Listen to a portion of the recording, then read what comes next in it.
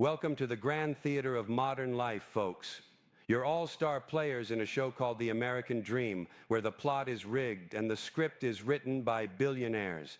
Take home ownership, for example, the supposed pinnacle of success, the holy grail of adulthood. You sign a contract with the bank, hand over a mountain of cash, and feel like a grown-up.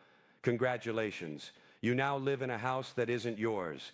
The bank owns it until the last penny is paid. Every month, your paycheck disappears into a black hole of interest and fees, and you call it freedom. You think the interest rates are reasonable, but they're a financial straitjacket disguised as opportunity. Meanwhile, the media cheers you on, selling you the narrative that owning a home equals success, happiness, and respectability. It's the greatest illusion ever marketed, and you're buying tickets, popcorn in hand. The irony? You work decades to pay off a roof over your head while the bank makes billions off your misfortune, and you smile while doing it.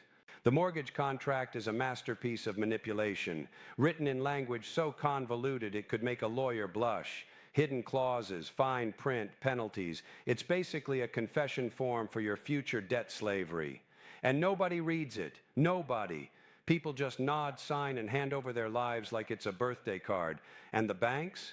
They know this. They thrive on your ignorance. They've turned legal paperwork into a weapon of mass confusion.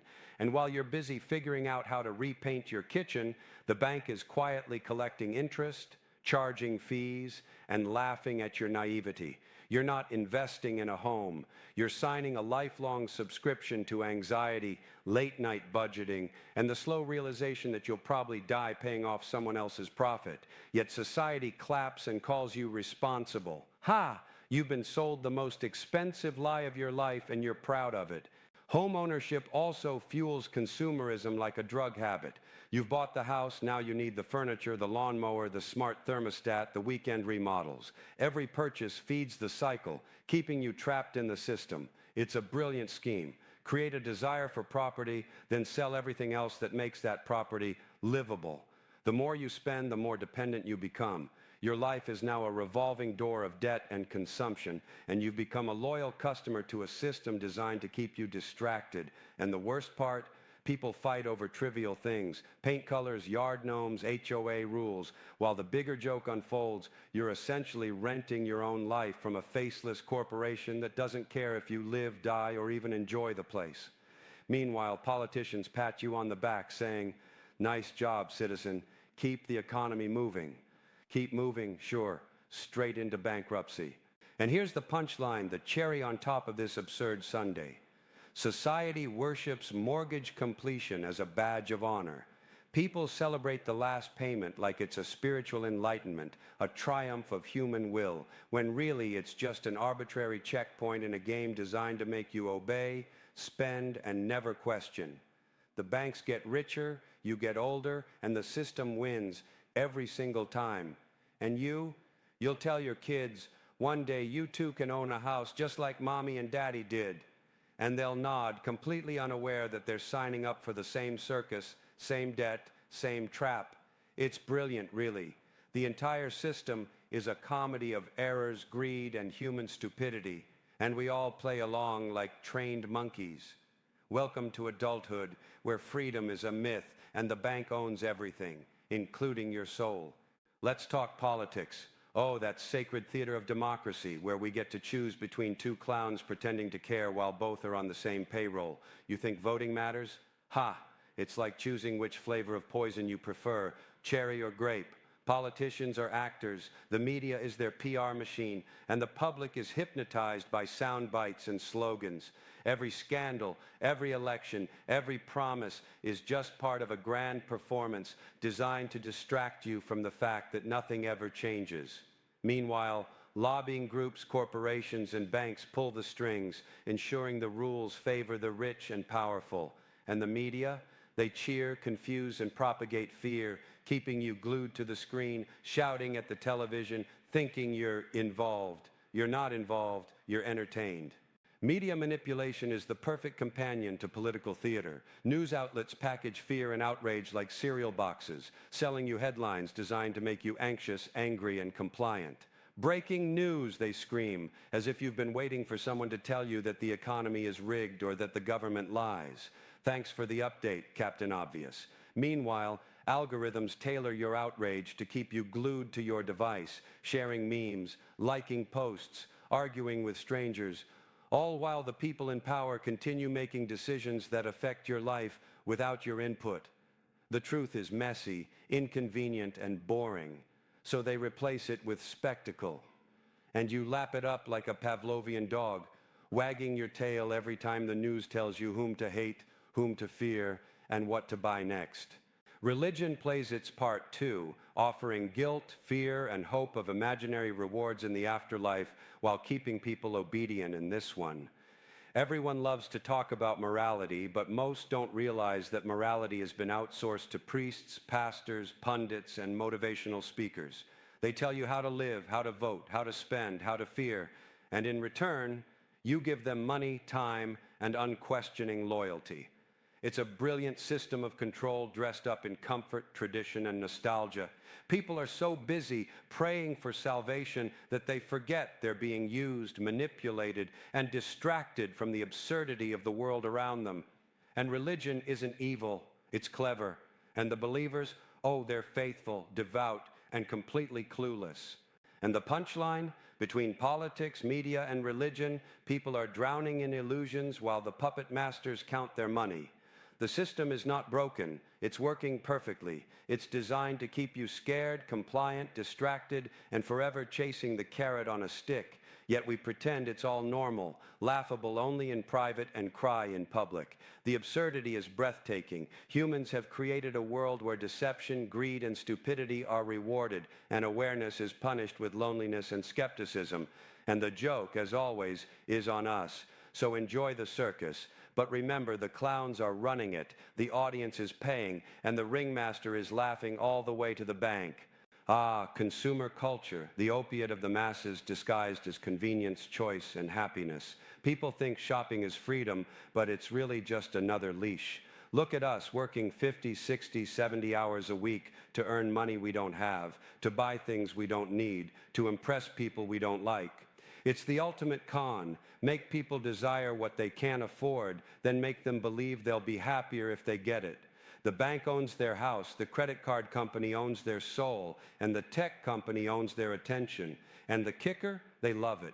They line up for iPhones, smart fridges, energy drinks, and memberships, proudly declaring their independence while paying monthly installments to feed the machine. It's a beautifully orchestrated cycle of debt, consumption, and distraction, and everyone thinks it's normal. The absurdity gets worse when you realize it's socially enforced. People brag about their cars, their homes, their vacations, a never-ending parade of "look at me," and the media, marketers, and influencers cheer them on because the system thrives on envy, competition, and conformity. Want to fit in? Better buy the right clothes, the right gadgets, the right lifestyle.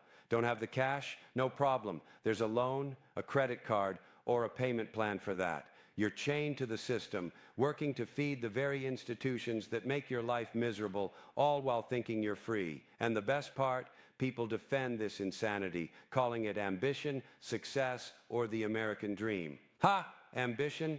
It's an addiction. Success? It's compliance. And the dream? It's a nightmare sold in high-definition color. And let's not forget the absurdities of marketing, branding, and hype. People will spend thousands on limited edition sneakers or a sixth latte while the planet collapses around them. They fight online over trivial nonsense while the corporations that own their lives profit silently. It's a brilliant misdirection. Argue about a TV show or a celebrity scandal while your freedom, your money, and your critical thinking vanish. Consumerism isn't just about stuff. It's about shaping behavior, controlling desire, and keeping humans distracted from noticing the system is rigged against them. We've become Pavlov's dogs, salivating at logos, hashtags, and reviews, never realizing that the bells are ringing for the benefit of the corporate overlords. It's tragic, hilarious, and entirely intentional. And the punchline? Human stupidity is the ultimate product, and we buy it wholesale. People work longer, spend more, care less, and congratulate themselves for surviving a system that's designed to exploit them.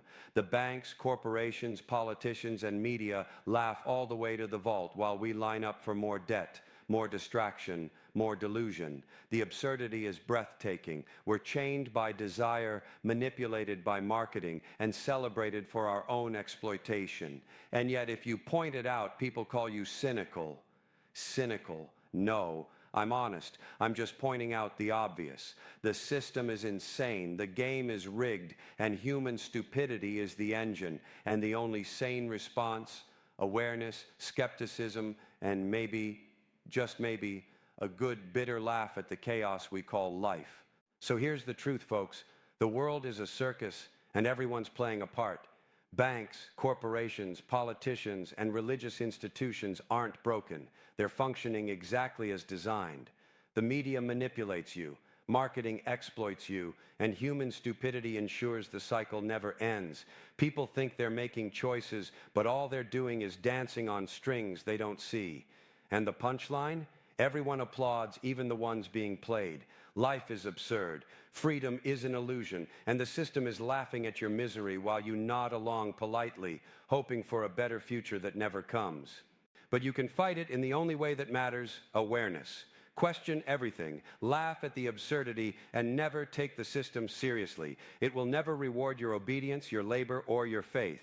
Politicians, banks, media, and corporations are designed to profit off your compliance, and the only weapon you have is skepticism. Step back, see the strings, and don't play the game blindly. Recognize the greed, hypocrisy, and stupidity that fuel modern society. And instead of crying, laugh. Laugh at the sheer brilliance of the scam, the audacity of human stupidity, and the absurdity of it all. Because when you can laugh, you've already won in a way the system can't touch. So stop glorifying debt, stop worshiping the illusion of freedom, stop letting consumer culture dictate your life. Homeownership, it's a long-term subscription to misery. Politics, it's a theater for idiots. Media, it's a machine for distraction and fear. Religion, it's a compliance training program. And consumerism, it's the opium that keeps you chained, obedient, and happy to pay for your own servitude. The joke is brutal, but it's true. And the best part, you can see it, name it, and laugh at it. You can be aware, critical, and still enjoy life without letting the system own you. That's the only punchline worth having. And finally, remember this: the world will always be insane, greedy, and ridiculous. People will always be foolish. The powerful will always exploit, and the media will always manipulate. But the joke only works if you take it seriously. Don't. Wake up. Question everything. Laugh at the chaos. And maybe, just maybe, you'll find a little freedom in the fact that you see the madness for what it is: a brilliantly rigged, absurd, hilarious, and tragically human circus. Because awareness is the only revolution that costs nothing except your illusions.